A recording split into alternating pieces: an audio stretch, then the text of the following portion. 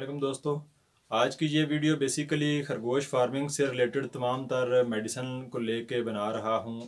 ऐसे फार्मर जिन्होंने चाहे एक पेयर रखा हुआ है, चाहे उन्होंने पूरा फार्म बनाया हुआ है, जिसने भी एक दफ़ा इम्पोर्टेड ब्रीड स्टार्ट कर ली है, उनके लिए ये वीडियो है कि कुछ ऐसी मेडिसिन जो कि इमरजेंसी तौर पे जिस दिन आप घर में रैबिट लेके आए हैं उस वक़्त ये मेडिसिन भी आप अपने घर में ज़रूर रखें, क्योंकि आपका 50,000 से 1 लाख रुपए का अगर खरगोश का पेयर है तो सिर्फ चंद 1,000 की मेडिसिन घर पे ना रखने की वजह से आपका ज़्यादा नुकसान हो सकता है। तो इस वीडियो को ज़रा गौर से देखिएगा। इसके अंदर तमाम मेडिसिन इमरजेंसी जो कि होनी चाहिए खरगोश फार्मिंग के साथ वो बताई गई हैं और उनका इस्तेमाल क्या है और वो कहाँ से मिलेंगी, तमाम तार जो है वो इन्फॉर्मेशन इसमें शेयर की गई है।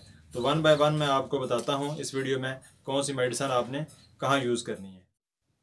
तो दोस्तों ये मेडिसिन जो आपको स्क्रीन पे नज़र आ रही हैं ये सारी की सारी आपने लेकर आनी है मेडिकल स्टोर से। इन तमाम मेडिसिन का इस्तेमाल क्या है वो अभी आगे वीडियो में मैं आपको एक एक करके बताता हूँ, ठीक है। ये तमाम मेडिसिन के नाम लिख दिए गए हैं, आप किसी भी नज़दीकी ह्यूमन मेडिकल स्टोर से ये मेडिसिन ले सकते हैं, ठीक है। और ये भी आपको स्क्रीन पे उन तमाम मेडिसिन की पैकिंग भी नज़र आ रही है। अगर आपको नाम समझ ना आए तो आप ये पैकिंग दिखा कर भी मेडिकल स्टोर से ये मेडिसिन ले सकते हैं। ये आपको किसी भी ह्यूमन मेडिकल स्टोर, जो आपका आम मेडिकल स्टोर है इंसानों की मेडिसिन जहाँ पे आपको मिलती है, उन मेडिकल स्टोर से आपको ये तमाम मेडिसिन बड़ी आसानी अवेलेबल हो जाएगी। दोस्तों ये मेडिसिन जो है सबसे पहले जो स्क्रीन पे शो हो रही है ये है मोशन का ट्रीटमेंट। इंटरनेशनल स्टैंडर्ड्स के मुताबिक जो भी हमारी मोशन की इमरजेंसी ट्रीटमेंट है कि अगर आपका खरगोश उसको मोशन लग जाते हैं, चाहे वो बच्चा है चाहे वो बड़ा है, उसको कौन सी मेडिसिन देना ज़रूरी है वो यहाँ पर जो है वो शो कर दी गई है। तो ये मेडिसिन आपकी सिर्फ मोशन के लिए इस्तेमाल होगी, ठीक है। और इसका कंप्लीट ट्रीटमेंट कि आपने इसको किस तरह देना है, इसकी डोजेज क्या है, इंजेक्शन कैसे लगाना है, वो तमाम तर जो तरीक़ाकार है वो इसी वीडियो की डिस्क्रिप्शन में दे दिया गया है। आप इलादा से आप उस मोशन की पूरी वीडियो देखकर आप इसका ट्रीटमेंट समझ सकते हैं। ये जो वीडियो है, ये जो आपको स्क्रीन पे मेडिसिन नज़र आ रही है, ये मोशन के लिए इस्तेमाल होगी। अच्छा दोस्तों, दूसरी बड़ी जो मेडिसिन है वो है ख़ारिश और स्किन एलर्जी के लिए। खरगोश को जो दूसरी बड़ी बीमारी लगती है पाकिस्तान के अंदर वो स्किन एलर्जी है। ये स्क्रीन के ऊपर आपको इसकी मेडिसिन नज़र आ रही है। आइवरमेक्टिन का इंजेक्शन आता है, ठीक है, आईमैक के नाम से आता है, ये बहुत अच्छी कंपनी का है। इसके अलावा भी आप किसी भी वेटनरी की शॉप पे जाएंगे तो वहाँ से आपको एक अच्छा इंजेक्शन जो है वो अवेलेबल हो जाएगा आइवरमेक्टिन का। साथ आपने इंसुलिन सिरिंज जो है वो लाजमी लेकर आनी है और इसी सिरिंज को ही यूज़ करें। ये सिरिंज बड़ी ही आसानी के साथ खरगोश को इससे इंजेक्शन लगाया जा सकता है। जो बाकी सिरिंजेस हैं उससे आपको बड़ी परेशानी का सामना करना पड़ता है, ठीक है। तो ये मेडिसिन जो है वो इसका तरीक़ाकार लगाने का, कितनी डोज़ लगानी है और किस रैबिट को कितनी लगानी चाहिए, वो कंप्लीट जो प्रोसीजर है वो उसका लिंक डिस्क्रिप्शन में दिया गया है, ताकि आप इस मेडिसिन को इलादा से कैसे यूज़ कर सकते हैं वो आप वहाँ से देख के अपनी इस मेडिसिन को इस्तेमाल कर सकते हैं। इसके बाद दोस्तों आते हैं खरगोश को ज़ुकाम, नाक बहना, रनी नोज़ भी इसको बोलते हैं, और बुखार की शिकायत। ये सर्दियों में बड़ा आम इसको हो जाता है। जो लोग खरगोश को ठंडा पानी पिलाते हैं उनको भी, और इसके अलावा सर्दी की वजह से भी खरगोश को ज़ुकाम लग जाएगा, उसका नाक बहना शुरू हो जाएगा। और जो खरगोश सुस्त बैठा हुआ है, खा पी नहीं रहा या कम खा पी रहा है, उसको बुखार की शिकायत हो सकती है। बुखार को चेक करने का तरीका ये है कि आप बड़ी आसानी के साथ उसके दोनों कानों को मुट्ठी के अंदर पकड़ें। अगर वो कान आपको ठंडे महसूस हों, ठीक है, तो उसका मतलब है कि खरगोश को बुखार चढ़ा हुआ है, ठीक है। तो बुखार के अंदर आपने ये दो मेडिसिन इस्तेमाल करवानी है, बुखार और ज़ुकाम के अंदर, ठीक है, जिसका साथ नाक भी बह रहा है।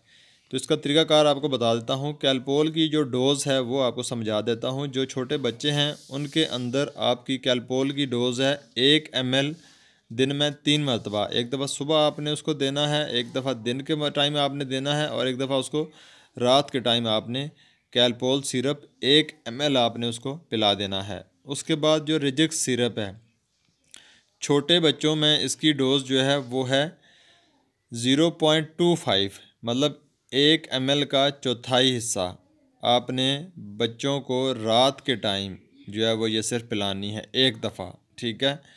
और जो बड़े ब्रीडर खरगोश हैं उनके लिए डोज नोट कर लें। कैलपोल सिरप 2 ml सुबह, 2 ml दिन को और 2 ml रात को।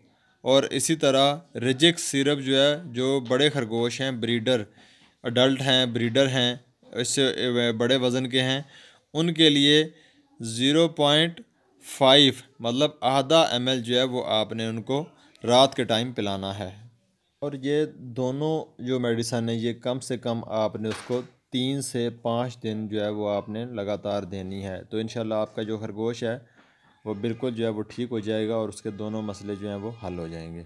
इसके अलावा दोस्तों, ऐसे खरगोश जो सिर्फ सुस्त हैं, खा पी कम रहे हैं, सुस्त हैं, एक साइड पे बैठे हुए हैं, उनको बुखार की शिकायत, फ़ीवर जो है वो एक कॉमन बीमारी है जो कि सर्दियों में हो जाती है और गर्मियों में भी ये बहुत कॉमन है, ठीक है। और बाकी आपका खरगोश बिल्कुल ठीक है, उसकी रनी नोज़ नहीं है, उसको ज़ुकाम नहीं है, खांसी नहीं है, सिर्फ वो सुस्त बैठा हुआ है और उसके कान ठंडे हैं, इसका मतलब है उसको बुखार है। इसमें आपने सिर्फ उसको कैलपोल देनी है 3 से 4 दिन या 5 दिन तक। कैलपोल आप छोटे बच्चों को वही डोज़ है 1 ml 3 टाइम, और जो बड़े खरगोश हैं उनको 2 ml आपने उनको 3 टाइम देना है, 2 ml सुबह, 2 ml दोपहर को और 2 ml रात। ये डोज़ आपने कम से कम 3 से 5 दिन आप उनको देंगे तो आपका खरगोश जो है वो बिल्कुल ठीक हो जाएगा, उसको कोई भी और मेडिसिन देने की ज़रूरत नहीं है। इसके बाद दोस्तों आखिरी मेडिसिन है जो आपके फार्म पे होना ज़रूरी है, जेंटल सिरप। आपके खरगोश के पेट में कीड़े आपको पता भी नहीं होता और वो अंदर ही अंदर से उसको खा रहे होते हैं और उसको जानी नुकसान पहुंचा देते हैं। जेंटल सिरप का तरीक़ाकार आपको बता देता हूँ। जो भी आपका खरगोश है, 3 महीने से कम उम्र के बच्चों को जेंटल सिरप ना पिलाएं।